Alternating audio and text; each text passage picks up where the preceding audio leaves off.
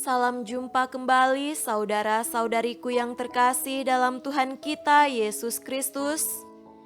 Salam sejahtera untuk kita semua. Berkat dan cinta kasih Allah yang Maha Kuasa senantiasa menyertai kita.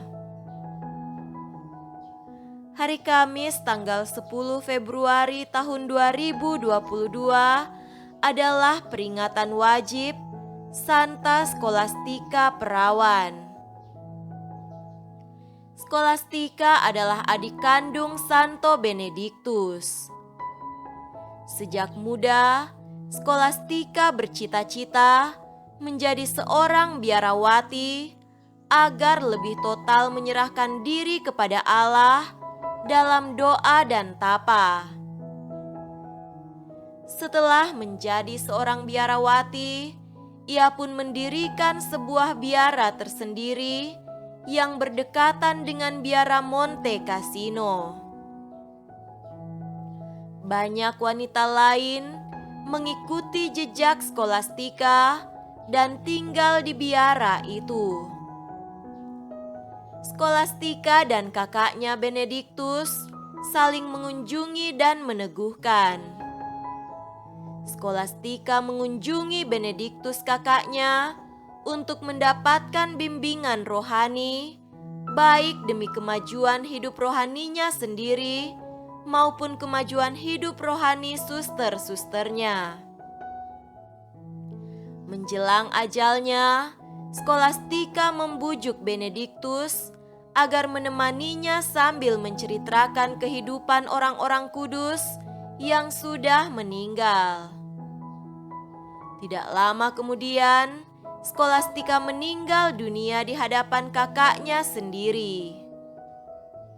Jenazahnya dikuburkan di Monte Cassino dalam kubur yang telah disiapkan untuk Benediktus. Ia meninggal pada tahun 543.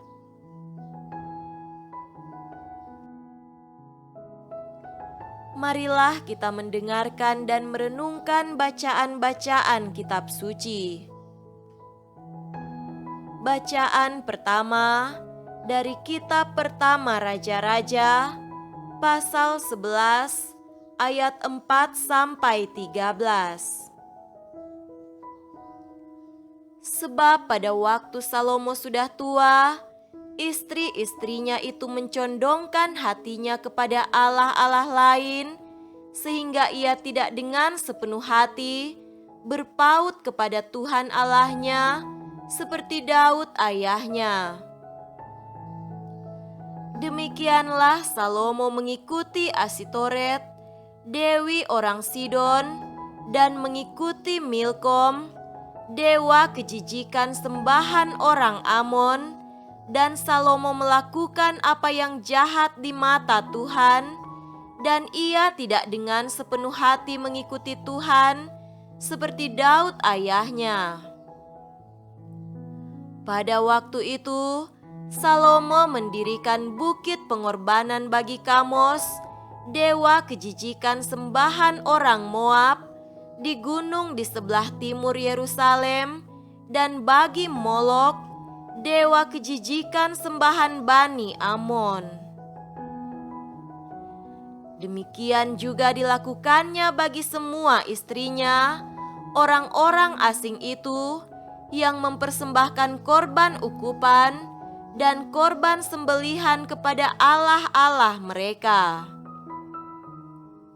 Sebab itu, Tuhan menunjukkan murkanya kepada Salomo, sebab hatinya telah menyimpang daripada Tuhan, Allah Israel, yang telah 2 kali menampakkan diri kepadanya, dan yang telah memerintahkan kepadanya dalam hal ini supaya jangan mengikuti allah-allah lain, akan tetapi ia tidak berpegang pada yang diperintahkan Tuhan.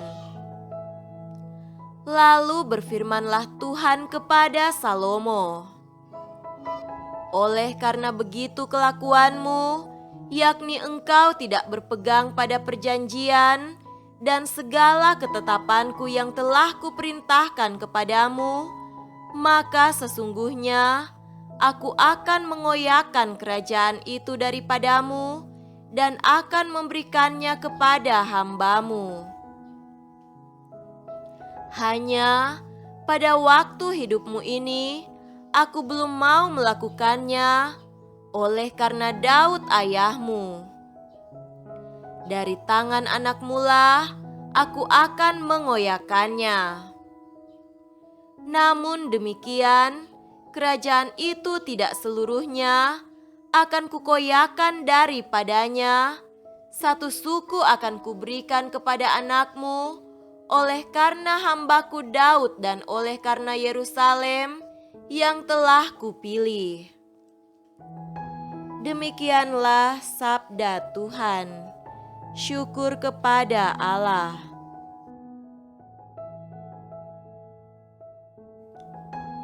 Semoga Tuhan beserta kita sekarang dan selama-lamanya. Inilah Injil suci menurut Markus. Dimuliakanlah Tuhan. Injil Markus pasal 7 ayat 24 sampai 30. Lalu Yesus berangkat dari situ dan pergi ke daerah Tirus. Ia masuk ke sebuah rumah dan tidak mau bahwa ada orang yang mengetahuinya, tetapi kedatangannya tidak dapat dirahasiakan. Malah seorang ibu yang anaknya perempuan kerasukan roh jahat segera mendengar tentang dia, lalu datang dan tersungkur di depan kakinya. Perempuan itu seorang Yunani, bangsa Siro-Fenisia. Ia memohon kepada Yesus untuk mengusir setan itu dari anaknya. Lalu Yesus berkata kepadanya, "Biarlah anak-anak kenyang dahulu, sebab tidak patut mengambil roti yang disediakan bagi anak-anak dan melemparkannya kepada anjing." Tetapi perempuan itu menjawab, "Benar Tuhan, tetapi anjing yang di bawah meja juga makan remah-remah yang dijatuhkan anak-anak." Maka kata Yesus kepada perempuan itu, "Karena kata-katamu itu, pergilah sekarang, sebab setan itu sudah keluar dari anakmu." Perempuan itu pulang ke rumahnya, lalu didapatinya anak itu berbaring di tempat tidur, sedang setan itu sudah keluar. Demikianlah sabda Tuhan. Terpujilah Kristus. Saudara-saudariku yang terkasih dalam Tuhan kita Yesus Kristus, tema renungan kita pada hari ini adalah iman dan kerendahan hati. Salah satu kesamaan dari bacaan pertama dan bacaan Injil pada hari ini adalah ditampilkannya sosok wanita asing atau bukan Yahudi. Dalam bacaan yang pertama, para wanita asing itu memiliki peranan negatif dalam pelestarian relasi iman antara Raja Salomo dan Tuhan.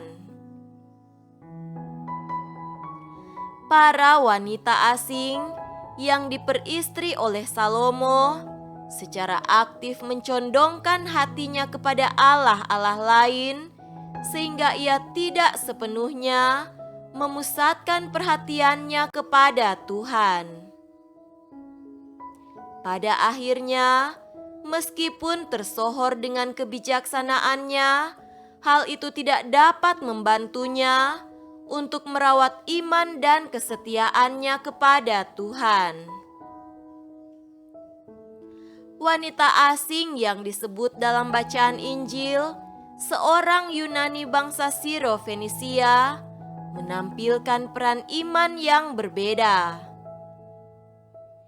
ia tampil sebagai sosok yang secara positif memberi contoh tentang bagaimana seharusnya beriman. Iman sejati seharusnya mewujud dalam kerendahan hati di hadapan Tuhan. Dengan maksud menguji ketulusan dan membangkitkan imannya, Yesus menjawab permohonannya untuk kesembuhan anaknya.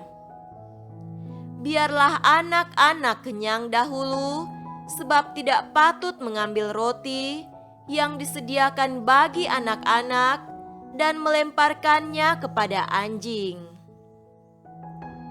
Tanggapan wanita bukan Yahudi ini adalah contoh keyakinan iman yang dihidupi dengan rendah hati.